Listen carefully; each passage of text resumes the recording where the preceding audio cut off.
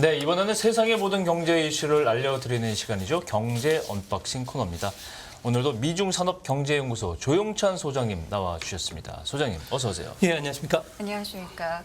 이 리오프닝 이후에 중국 경제가 막 살아날 거다라고 했던 그 예상과는 달리 좀 주춤하고 있는 모습들을 계속 보여서 중국에서는 일단은 금리 인하를 좀 단행했는데 사실 저는 이제 그 이후에 뭐 줄줄이 어떤 대책들이 좀 나오지 않을까 했는데 아직까지 좀 반응이 없어요. 그래서 오늘 이 부분 좀 소개해 주시죠. 네, 중국 같은 경우는 작년에 기업이 300만 개가 파산을 했고요. 또 오늘 발표됐던 6월 중국의 그 수출이 12.4% 급감을 했습니다. 네.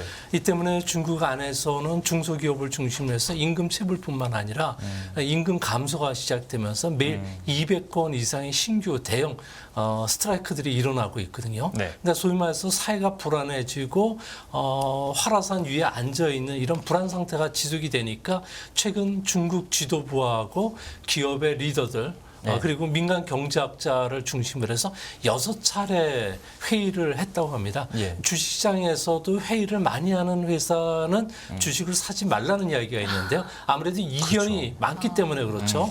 그래서 시장 참여자들이 이야기하는 것은 민간에서는 경제가 상당히 위험한 상황이고 경제 개혁이라든지 경기 부양책을 좀 더 적극적으로 내놓으라는 이야기를 하는데 현재 그 중국 같은 경우는 민간의 같은 경우는 만성 그 쇠약 상태입니다. 체질을 개선시켜야 되는데 금리 인하라는 링거를 주입한다든지 경기 부양책을 계속 썼을 경우에는 영양자만 투입했을 경우는 체질 개선은 전혀 도움이 안 되기 때문에 계획 경제 보이는 손인 중국 정부가 나서서 모든 것을 조치하는 조치보다는 시장 주도의 경제로 획기적인 전환을 요구를 했는데 하지만 중국 지도부들 같은 경우 이때마다 인민 경제론 공동 부유를 달성하기 위해서는 계획 경제 그리고 국영 기업 중심의 경제 발전 체제를 유지시켜야 된다고 이런 지하에 거절을 했는데요. 이 때문에 7월 하순에 예정되어 있는 당 중앙정치국 회의인데 여기서는 하반기 경제정책 방향이 정해집니다. 이 때문에 경제개혁과 관련된 이야기들은 꺼내지지는 않을 것으로 보여지고요. 네. 다만 정책 담당자들이 제시했던 정책 옵션이죠. 종합 그 부동산 대책이라든지 지방 정부의 그 추가 채권 발행 허용 그리고 기록적인 젊은 층의 실업률을 해소하기 위해서 규제 완화 정도 정책을 쓴다고 합니다. 뭐 난치병은 치료하지 않고 계속적으로 링거만 놓겠다는 생각이기 때문에 중국 경제와 관련 주식시장과 관련해서는 그렇게 좋은 소식이 전해지지는 않을 것으로 보여집니다. 근데 중국 경제를 보면요, 이른바 이 1인당 국민소득이 한 5천에서 1만 달러 정도 오면 이제 중진국 함정이라는 거에 빠지잖아요. 더 이상 성장을 하거나 아니면 여기서 멈춰 있거나 하지 못하고 멈춰 있거나 뭐 이런 기로에 서게 되는데 시진핑 주석 입장에서는 이거를 지금 타파를 해야 되는데 안 하는 겁니까? 못 하는 겁니까? 왜 경제개혁 드라이브를 안 거는 거죠? 네, 시진핑 3기에 들었으면서 중국 같은 경우는 14억 인구를 혼자 시진핑이 통치하는 시스템이 됐는데요. 예. 뭐 독재자들 같은 경우에는 선거로 인해서 정권이 교체될 수 있는 상황이 아니지 않습니까? 그렇죠. 그렇다면은 인기 영합주의 정책인 경기 부양책을 쓸 필요는 없어지고 네. 오히려 그 자원을 안보나 치안 쪽에 투자를 할 수밖에 없는데요.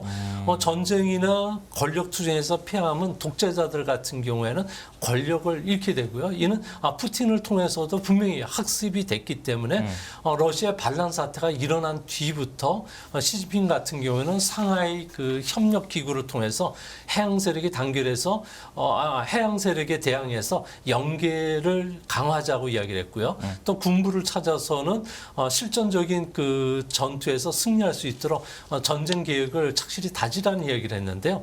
이제 앞으로 시 주석 같은 경우에는 북한식 벼랑끝 전술을 쓸 가능성이 크다고 합니다. 네. 아무래도 현재 미국과의 군비 경쟁이 좀 더 치열해질 것으로 보여지고요. 갈리움에서 다시 수출 통제도 강화될 수밖에 없는데 이렇게 나가는 이유는 현재 중국을 중심으로 해서 세계가 대항을 하고 있기 때문에 내년 대선을 앞둔 바이든 행정부를 좀 더 압박을 하면은 많은 양보를 얻을 수 있다고 봤기 때문에 그렇습니다. 다만 이런 벼랑 끝 전술에는 상대방의 이 내용이 간파당하면은 되치기를 당하게 되는데요. 그렇겠죠. 예, 그 아무래도 소련이나 북한이 이 같은 전략을 세우다가 경제적 자별을 받기 때문에 앞으로도 중국은 경제는 상당히 좀 어려워지지 않을까 생각이 됩니다. 그러니까 결국 결론적으로는 경제보다는 지금 시진핑 체제의 유지를 하고 이제 외세의 어떤 대응을 하는 모습을 보여주기 위해서 이것도 사실은 정권 유지를 위해서 굉장히 중요한 일이잖아요.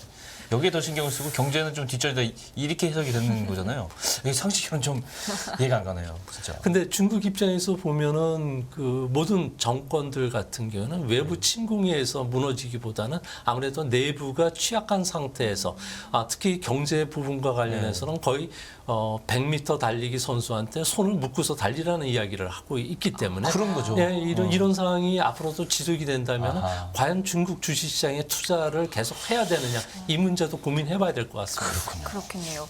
이 얘기도 좀 해볼게요. 나토 정상회의가 막을 내렸습니다. 윤 대통령도 참석을 했는데 먼저 이 나토라는 조직이 뭐 어떤 성격의 조직이고 또 어떤 나라들이 회원국으로 좀 가입되어 있는지부터 짚어볼까요?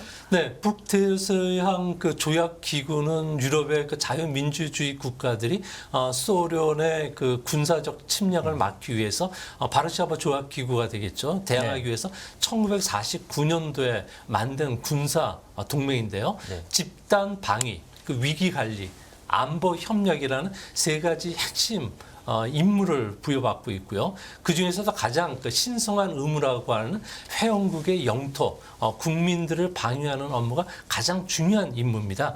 이 때문에 1인치의 나토 영토라도 뺏기지 않고 지킨다는 게 전수방어 체제가 여기서 나왔고요. 그렇군요. 이번에 스웨덴이 가입이 이제 허가가 된다면은 회원국이 32개국이 되면서 러시아의 그 서쪽 포위망이 이제 완성이 되는데 포켓에 러시아가 갇혔다는 이야기를 하는 이유 중에 하나가 러시아 함대의 주력인 발트해 같은 경우는 이미 이제 나토의 연못이 된 상황이고요. 그렇겠군요. 네, 그리고 그 러시아 같은 경우에는 나토와의 국경이 1,200km 정도였는데 네. 이게 2,550km로 2배 이상 확장이 됐다는 겁니다. 이렇게 되면 우크라이나 전쟁에 필요한 그 군사 장비라든지 병력이 부족한 상태에서 러시아 같은 경우에는 나토의 동진을 막기 위해서 우크라이나를 침입했는데 이 명분이 사라지기 때문에 푸틴 대통령 입장에서는 상당한 정치적 치명타를 입지 않을까 보여집니다. 그렇군요. 이번 나토 정상회의에 근데 한국, 일본, 호주, 뉴질랜드 다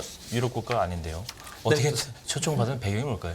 네, 중국과 러시아라는 권위주의 국가 같은 경우에는 유엔 안보리 상임 이사국입니다. 예. 이 때문에 세계 안보라든지 그 세계 질서가 자신에게 불리해지면 항상 거부권을 행사를 해왔는데요. 네. 이 때문에 공견하게 2차 세계대전 이후에 국제정치라든지 경제 질서가 상당히 위협을 받았습니다. 대표적으로 북한의 ICBM 발사와 관련된 제재에 반대를 해왔고요. 또 우크라이나와 관련된 규탄도 이제 무위로 돌아갔고 그리고 코로나와 관련된 원인 규명도 흐지부지가 됐다는 거죠. 이 때문에 작년 그 마드리드에서 열렸던 나토 정상회담 때 새 전략 개념이 도입이 됐는데요. 여기에서 중국을 구조적 도전이라고 명시를 하면서 그 AP4 그러니까 뭐 우리나라, 일본, 호주, 뉴질랜드를 참여를 시켜서 이들 국가를 중심으로 해서 나토와 함께 권위주의 국가에 대항하는 시스템을 만들었다는 거죠. 이런 유엔의 한계를 그 뛰어넘기 위해서 일어났던 조치로 보여지는데요. 이제 한국과 나토가 정례화 회의가 됨에 따라서 뭐 군사 안보 협력을 넘어서 글로벌 안보와 관련된 협업도 할 수가 있게 되고요. 새로운 그 전략적 협력 관계를 모색하게 되는데 아무래도 이런 측면에서는 한국과 나토 간의 정보 공유, 특히 군사 정보와 관련해서 많은 정보가 들어오지 않을까 보여집니다. 이제 앞으로 북한 핵과 미사일과 관련된 글로벌 공조를 넘어서 K 방산 세일즈뿐만 아니라 합동 군사 훈련이 본격화될 것으로 보여지고요. 네. 핵심 공군망 구축 또 신재생 에너지와 관련된 많은 협력을 받지 않을까 보여집니다. 네. 그 중국 견제라는 부분이 이제 사실상 그 주요 의제였다고 하는데 뭐 어떤 내용들이 좀 오갔을까요? 네, 나토 회의 첫날부터 공동 그 성명 90개 항목이 발표가 됐는데요. 이 중에 6개가 중국이 거론이 됐다고 합니다. 아하, 예. 서문격인 조항을 보면은 뭐 중국의 그 야만과 강압적인 정책이 나토의 이익과 안보, 가치를 도전하고 있다고 분명하게 적대국으로 규정을 했는데요.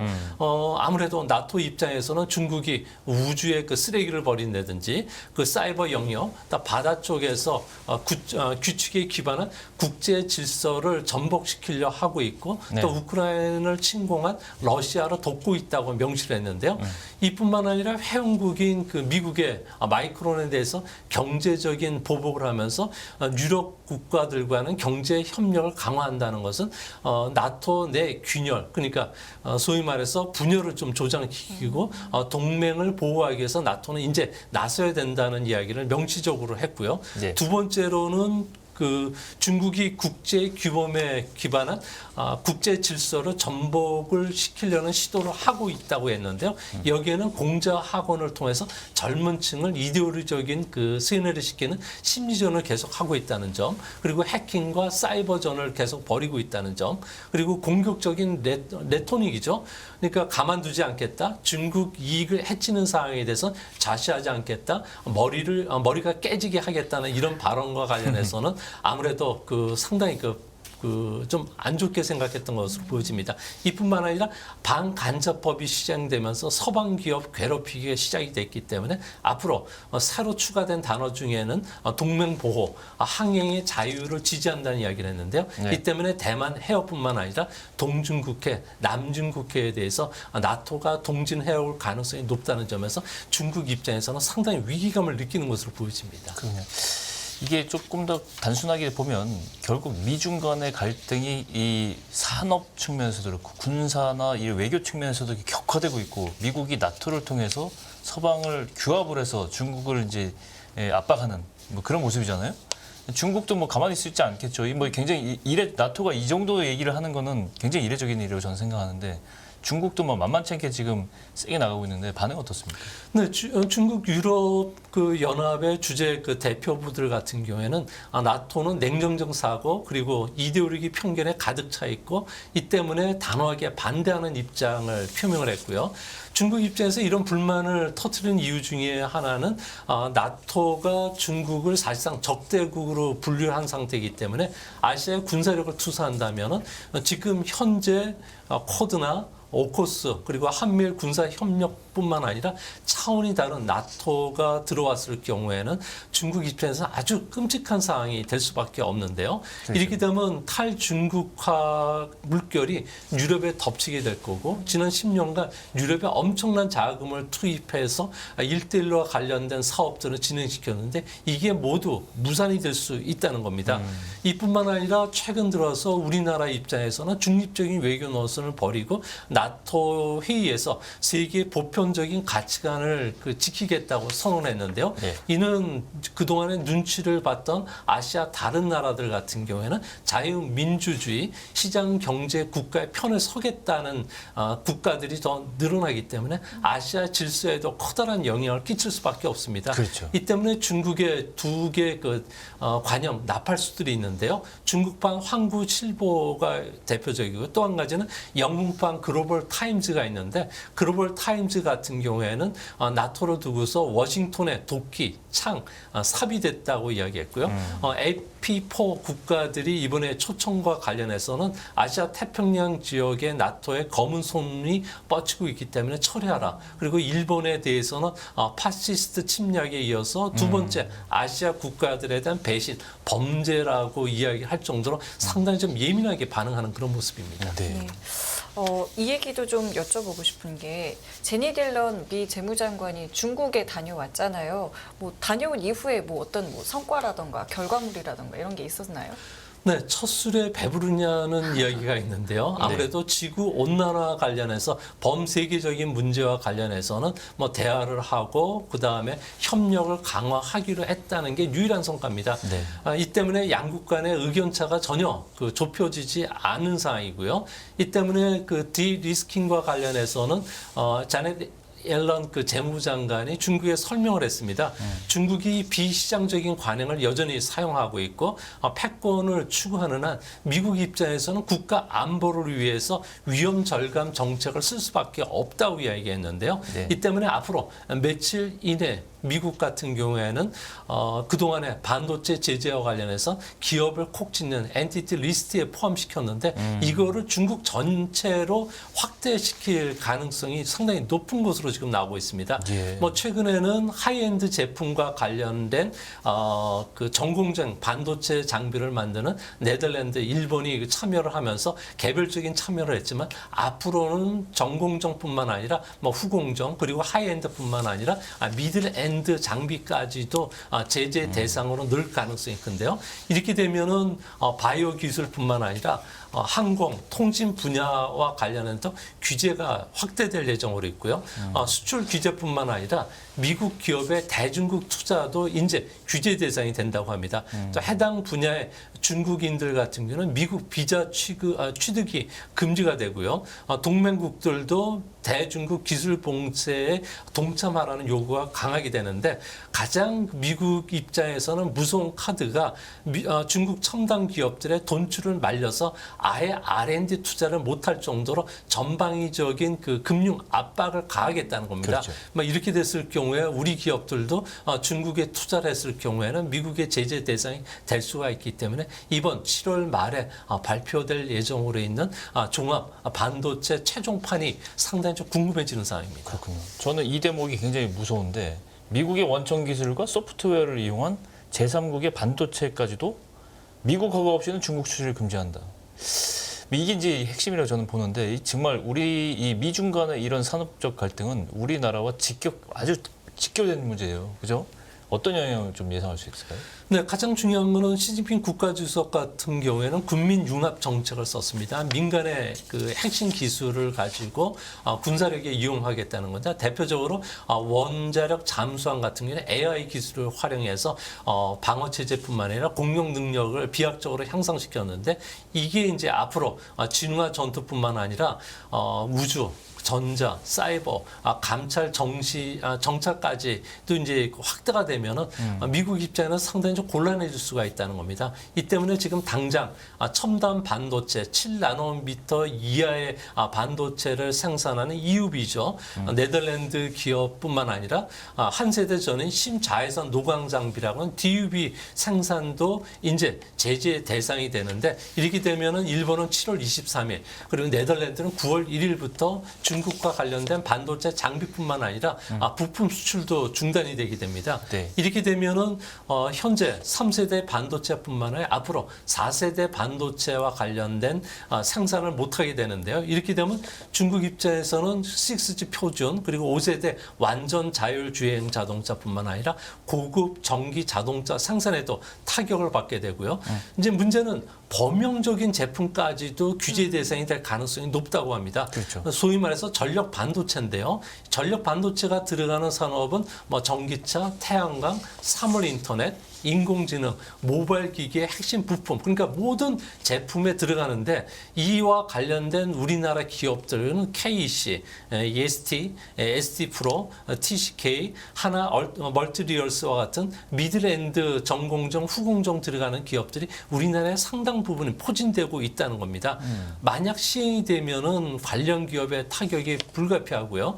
이 타격을 최소한으로 줄이기 위해서는 피해를 보는 나라 그리고 기업들과 같이 연대를 해서 미국의 압력 수준을 좀 낮추고 유예 기간을 좀 더 많이 받는 방법밖에 없지 않나 이렇게 생각이 됩니다.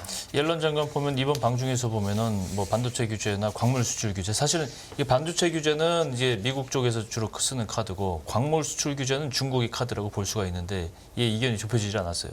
이렇게 되면 이제 서로 이제 이 수출 규제를 하다 보면 정말 우리나라가 타격을 입게 될 것 같은데 중국의 수출 규제 같은 경우는 뭐 이제 뭐 서막에 불과하다 이런 의견도 있어요.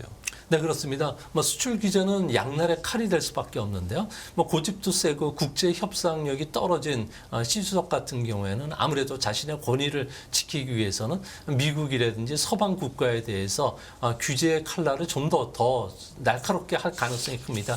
이렇게 되면 무역 보복을 부추기고요. 대중국 수입 의존도를 각국이 점차 낮출 가능성이 큽니다. 이제 문제는 시간은 중국 편이 아니라는 겁니다. 주요 광물을 사용하는 중국의 전기차라든지 태양광, 스마트폰 같은 경우는 이미 포화 상태이기 때문에 중국에서 니켈 광산 같은 경우는 지금 문을 닫고 가격 하락 때문에 다른 광산도 지금 문을 닫고 있는데요. 네. 중국은 그동안 엄청난 자금을 가지고 전 세계 리튬 유통량의 61%를 장악하고 있고요. 망간은 95%, 코발트는 73%, 흑연은 70%를 차지면서 전기 자동차와 관련된 모든 소재를 다 지고 있었는데 가격 하락 때문에 타격이 클 수밖에 없다는 겁니다. 네. 또 한 가지는 중국이 광물 자원을 무기할수록 시장 점유율은 계속 떨어질 수밖에 없고 공급망도 빠르게 분산이 되는데 대표적으로 히토류 같은 경우는 2010년도에 중국이 전 세계 생산량의 98%를 차지했지만 작년에는 70%로 떨어졌는데요. 갈륨 같은 경우에도 현재 94%지만 갈륨은 세계에 상당히 넓게 분포가 되고 있고요. 또 활발한 탐사가 진행되고 있기 때문에 이번에 수출 규제가 강하면 강할수록 적에게 소금을 주는 이런 그 효과를 나타낼 가능성이 크기 때문에 뭐 중국의 생산 기반은 우리가 생각했던 것보다 빨리 무너질 수 있지 않나 이렇게 보여집니다. 어떻게 보면 조금 약간 이건 안심되는 얘기예요. 그죠? 우리는 뭐 히토류를 전적으로 중국에 많이 의존하고 그쵸, 있으니까. 맞아요. 예. 네, 좋습니다. 알겠습니다. 여기까지 할까요? 그럴까요? 네. 네, 그럼 오늘은 여기서 인사드리고 저희는 다음 주에 조영태 소장님 다시 한번 모시겠습니다. 오늘 말씀 고맙습니다. 고맙습니다. 네, 깊이가 다른 경제 뉴스 연합뉴스 경제TV 경제 언박싱 오늘 여기서 마무리 짓겠습니다. 네, 시청해주신 여러분 감사드리고요. 저희는 다음 주 이 시간에 다시 찾아뵙겠습니다. 지금까지 김경훈. 성유미였습니다. 고맙습니다. 고맙습니다. 끝없는 위기 속 기회는 언제나 숨어 있습니다. 성공한 투자 고수들과 나눈 투자의 철학. 다가올 기회를 잡아내는 부의 만찬으로 여러분을 초대합니다. 푸짐하게 한 상 차려놓았습니다.